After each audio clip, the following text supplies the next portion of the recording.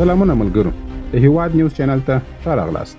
د چاینا شیطاني پلان یوه ستره پروژه وه چې د نړۍ له 150 څخه زیاتو هیوادونو په کې ځان شامل کړي وه، چیرې چې د نورو هوایي ډګرونو، لویو لارو او بندرونو د جوړېدو وعدې سوي وې او د راتلونکي دوبۍ او سنګاپور د خوبونو تصویرونو خلکو ته ښودل سوي وه. خو نن دغه ستره پروژه نیمګړې ښکاري او هغه خوبونه چې خلکو ته ښودل سوي وه د پورونو د دروند بوج لاندې مات سوي ښکاري او دا هیوادونه د وران سوي ودانیو یوه منظره وړاندې کوي. دا د چین له تر ټولو لویه نړیواله پروژه وه چې د بیلټ اینډ روډ په نوم باندې پیژندل کېدله. یو وخت دا د صدۍ پروژه بلل کېده، خو نن ورته د جیوپولیټیکل ناکامي نوم ورکول کېږي او تر ټولو زیات تاوان یې هغه غریبو هیوادونو ته رسېدلی دی چې د دې ښکلي خوبونه ورته ښودل سوي وه. خو څه وسول چې نن خلک د چین په څېر یو قوي ملک ته ګوته نیسي. ګرانو لیدونکو، کله چې د چین ولسمشر شي جین پینګ په 2014 کال کې د بیلټ اینډ روډ اعلان وکړ، دا د صدۍ تر ټولو ستر پلان بلل کېدی. د دې هدف دا و چې د سلک روډ لاره جوړه کړي، څو د اسیا، افریقا او اروپا هیوادونه د ریل پټلۍ، لویو لارو او بندرونو له لارې سره وصل کړي. د چین موخه دا وه چې غریب هیوادونه د پرمختګ پر لور باندې بوځي او چین د نړیوال مشر په توګه راوړاندې کړي. دا لید یا ویژن د نړۍ پام ځان ته راواړوي. د 140 څخه زیات هیوادونه د دې پلان برخه وګرځېدله او ډیرو غریبو هیوادونو په بیړه سره د چین څخه پور واخیستی. چین په دې پروژه کې 1.2 ټریلیون ډالر ولګول، خو دا پیسې یې د پورونو په بڼه ورکړي وې هغو هیوادونو ته چې د لویدیځ بانکونو یا IMF ورسره د خطر له امله پور نه ورکوي. خو ډیر ژر د BRI حقیقت ښکاره سو. دا یوازې د انفراستراکچر پروژه نه وه، بلکې د چین یوه جیوپولیټیکل او اقتصادي اجنډا وه. اصل کې د چین صنعتي تولید دومره زیات شوی و چې هر کال میلیونونه انجینران د پوهنتونونو څخه فارغه کېدل، خو د هغوی لپاره د کار موقع نه وه. نو چین پریکړه وکړه چې دا وړتیا د نورو هیوادونو پروژو ته صادره کړي او خپله سیاسي او اقتصادي اغیزه پراخه کړي. د دې پروژې تر ټولو ستره ستونزه د پور په دام کې بندول وه. یعنې چین غریبو هیوادونو ته دومره پورونه ورکول چې هغوی یې د بیرته ورکولو وس نه درلودي او په بدل کې به اړ سول چې چین ته خپله ځمکه یا مهمو پروژې وروسپاري. تر ټولو څرګنده بیلګه یې سریلانکا ده. د سریلانکا مشرانو ته دا خوبونه وښودل سوله چې که دوی د هند سمندر پر غاړه یو نوی بندر جوړ کړي نو کولی شي د دوبۍ په څېر یو سیمه ییز سوداګریز مرکز جوړ کړي. خو د سریلانکا ستونزه دا وه چې هغوی لا د مخه د کولمبو بندر درلودي چې هلته د لویو بیړیو څخه کوچنیو بیړیو ته کانټینرونه انتقالېدل. چین له سریلانکا سره دا خواهش پیدا کړي چې د مالاکا تنګي څخه تر سویز کاناله پورې په مصروف سمندري لاره یو نوی بندر جوړ کړي چې نوم به یې همبانتوتا بندر وي. کله چې سریلانکا پریکړه وکړه چې د چین څخه 1.3 میلیارډ ډالر پور واخلي، نو چین یو په یو خپل شرطونه وړاندې کول پیل کړل. یو شرط یې دا و چې یوازې چینی کمپنۍ به دا بندر جوړوي، سود یې لږ و، خو که پور بیرته ور نه کړه سي چین دا حق لري چې پروژه په خپل لاس کې واخلي. په هر حال بندر جوړ سو، خو همبانتوتا بندر هیڅکله نه و چلېدلی. د امکاني ګټو مطالعه ښودلې وه چې دلته د بندر ضرورت بیخي سته هم نه. حالات داسې سول چې په ټول کال کې یوازې 10 یا 40 بیړۍ دلته راځي. کله چې بندر ښه ونه چلېدی، د پور ادا کول هم ستونزمن سول. بالاخره د 2019 کال په یوه تړون کې سریلانکا مجبوره سوه چې دا بندر یوې چیني کمپنۍ ته د 9 کلونو لپاره ورکړي. اوس د بندر ټول عاید چین ته ځي او سریلانکا خپل د حاکمیت یوه برخه له لاسه ورکړې ده. خو یوازې سریلانکا نه وه چې په دې جال کې ښکېله سوې وه. د افریقا یو کوچنی هیواد زامبیا د مسو په صادرولو سره ژوندی پاته و، هم د همدې جال ښکار سو. د هغه هیواد مشرانو د عصري اقتصاد خوبونه ولیدل او د چین له پورونو سره یې ډېرې پروژې پیل کړې. چین ورته دا تبلیغ کاوه چې IMF او لویدیځو هیوادونو د پورونو شرطونه ډېر سخت دي، خو د چین د پورونو منفي اړخ ته یې پام نه و کړی. هغه شرطونه چې یې وویل که پور بیرته ور نه کړه سو چین به د دوی شتمني ضبط کړي. د دې خوبونو قیمت ډېر لوړ و.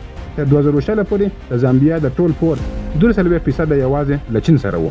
بیا چې کله کرونا راغله، د هغې له امله تجارت نور هم وځنډېدی او د مسو کاروبار هم راکم سو. زامبیا دیوالي سوه، پور یې نه سوی ادا کولی. د BRI لاندې ډېرې داسې پروژې جوړې سوي وې چې هیڅ عملي ګټه یې نه درلودله. دا ورته سپین هاتي پروژې وایي، یعنې داسې پروژې چې ښکلي او سترې دي خو هیڅ فایده نه لري. د اروپا یو کوچنی هیواد مونټینیګرو په 2014 کال کې د چین څخه 1 میلیارډ ډالر پور واخیستی. د بولیاري لوی لارې جوړولو لپاره. خو د دې پروژې پلان دومره خراب و چې وروسته له دې چې غرونه پرې کول شول ټولې پیسې یوازې په یو کوچني 140 کیلومتره برخه باندې مصرف شولې. اوس دا سړک هیڅ ځای ته نه دی رسېدلی. دومره پیسې پرې مصرف شوې چې د هېواد ټول اقتصاد یې ولړزوي. د مونټینګرو پور اوس د هغوی د GDP څخه 80% هم لوړ دی او هغوی اړ شول چې د IMF او اروپایي اتحادیو څخه مرسته وغواړي. سریلانکا د همبانتوتا بندر ترڅنګ یو هوایي ډګر هم جوړ کړي د دې لپاره چې سیمه پرمختګ وکړي. ماتالا راجاپکسا نړیوال هوایي ډګر په 200 میلیون ډالر باندې جوړ شو. دا پیسې یې هم له چین څخه پور کړې وې. خو نه هوایي شرکتونه علاقه وښودله او نه هم مسافر پر دغه هوایي ډګر باندې راغلل. نن دا هوایي ډګر د نړۍ تر ټولو خالي هوایي ډګر بلل کېږي. کله کله خو د رنوې پر سر د حیواناتو، فیلونو او نور وحشي ژوو ګرځېدل هم لیدل کېږي. د سویلي امریکا په لویدیځ ساحل کې یو بل کوچنی هیواد اکوادور هم د BRI په جال کې بند پاتې شوی و. د انرژي د کمښت د حل لپاره یې د چین سره د 2.8 میلیارډ ډالرو په بیه کوکا کودو سینکلیر بند جوړ کړي. خو د جوړولو پر مهال چینی قراردادیانو د کیفیت اصول له پامه وغورځول او وروسته معلومه شوه چې چارواکو ته رشوتونه ورکول شوي وو. اوس د دې بند په دیوالونو کې تر 18,000 زیات درزونه پیدا شوي دي او دا پروژه هر وخت د ماتېدو په خطر کې ده. دا نه یوازې اقتصادي تاوان دی بلکې د انسانانو او چاپیریال لپاره یو ستر ګواښ هم دی. وروسته د پاکستان وارسو د چین پاکستان اقتصادي دهلیز یعنی سیپیک پروژه چې ارزښت یې 8 میلیارډ ډالر اټکل شوی و. پاکستان هیله درلودله چې دا پروژه به ورته برېښنا، کاروبارونه او پرمختګ راولي. خو ډېرې پروژې وځنډېدلې یا ناکامه شوې. د ګوادر خلکو د اوبو، د برېښنا او د چیني نفوذ پر ضد احتجاجونه وکړل. د دندو وعدې نه وې پوره شوې او د پورونو بار پر پاکستان زیات شوی و. اوس حال دا دی د ګوادر بندر عواید 1.9% چین ته ځي او یوازې 9% پاکستان ته پاتې کېږي. د BRI لپاره ستره ضربه هغه وخت راغله چې د G7 یوازینی هیواد ایټالیا اعلان وکړي چې له دې پروګرام څخه به هغه وځي. چین ایټالیا ته مستقیم پور نه ورکړي بلکې یو تفاهم لیک یې لاسلیک کړی و چې پکې کې د بانکي اچونې او سوداګریزو تړونونو وعدې شوي وې. خو ډېرې پروژې عملي شوي نه وې او ایټالیا تر ډېره اقتصادي ګټه نه ورسېدلې. له همدې امله ایټالیا وروسته دا کار لویه تېروتنه وبلله او له BRI څخه ووتې. له ایټالیا پرته د مالیزیا، میانمار، بنګلاديش او نیپال په څېر هیوادونه د BRI ځینې پروژې لغوه کړې یا شرطونه بیا وکتل. د دې ناکامیو په لیدو سره امریکا او اروپا هم خپل یو بل بدیل پروګرام پیل کړی چې د PGII په نوم سره یې نومولی و چې هدف یې د چین بدیل برابرول و. او د اروپا د ګلوبل ګیټ وی پروګرام پلانونه دا ژمنه کوي شفاف او د لږ سود پورونه به ورکوي ترڅو هیوادونه د چین له پورونو د جال څخه وژغورل شي. خو د دې په نتیجه کې د چین او روسیې اړیکې لا هم زیاتې پیاوړې شولې. روسیه چې د اوکراین د جګړې وروسته ځان منځوی احساس کړي نو هڅه یې وکړه چې د BRI له لارې د چین سره نږدې اړیکې جوړې کړي. دا اوس یو نوی جیوپولیټیکل محور جوړوي چې د امریکا د واکمنۍ لپاره یو نوی ګواښ ګرځي. د لسو کلونو او میلیارډونو ډالر وروسته د BRI معاصر تاریخ تر ټولو لویه د بهراني پالیسي ناکامي ګڼل کېږي. د دې ناکامۍ تر ټولو لوی عامل دا و چې BRI د پرمختګ لپاره نه بلکې د چین د خپلو ګټو لپاره جوړ شوی و.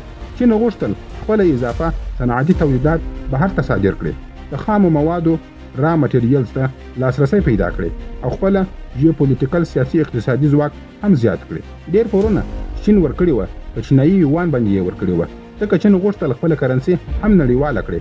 نن ورځ BRI یو نوی پړاو ته داخل شوی دی. چین یې د BRI 2.0 په نوم معرفي کوي. پکې کې د ډیجیټل زیربناو، شنې انرژي او دوامداره پروژو ته ډېره پاملرنه کېږي. خو اوس نړۍ په دې ژمنو باندې باور نه کوي. هیوادونه یوازې هغه پروژې مني چې رښتینې اقتصادي ګټې ورته وکړي، نه دا چې د پورونو بار زیات کړي. اوس سوال دا دی چې نور هیوادونو ته د BRI څخه دومره ځان ورسېدلی دی او که نه؟ آیا چین په خپله ترې ګټه اخیسته ده او که نه؟ په حقیقت کې هغه څه چې چین غوښتل هغه ترسره نه شول. چین غوښتل په نړۍ باندې خپل کنټرول زیات کړي، خو د BRI له کبله پرې د پور جال ډیپلوماسي تور ولګېدي. د BRI له امله د چین خپل اقتصاد هم یو څه سره خراب شو. اوس چین ته دا مسؤلیت ور په غاړه دی چې د میلیارډونو ډالرو پورونه بیرته ورکړي او هغه پروژې هم وچلوي چې ضبط کړي یې دي. بل خوا چین د BRI له لارې په نړۍ کې له 100 څخه ډېر مستقیم یا غیر مستقیم ونډې اخیستې دي. دا د چین د صادراتي اقتصاد لپاره ډېره ګټوره ده. که د BRI ټوله شبکه بشپړه شي نو دا به د اسیا څخه تر اروپا پورې تر ټولو اوږده لاره وي او سمندري اړیکه به هم جوړه سي چې د نړۍ 15% د نفوس په دې کې پوښل کیږي. هیله ده چې د نن ویډیو به مو هم خوښه شوې وي. ویډیو لایک او شیر کړئ او یو ښایسته کامنټ هم راته ولیکئ او زموږ یوټیوب چینل هم سره سبسکرایب کړئ.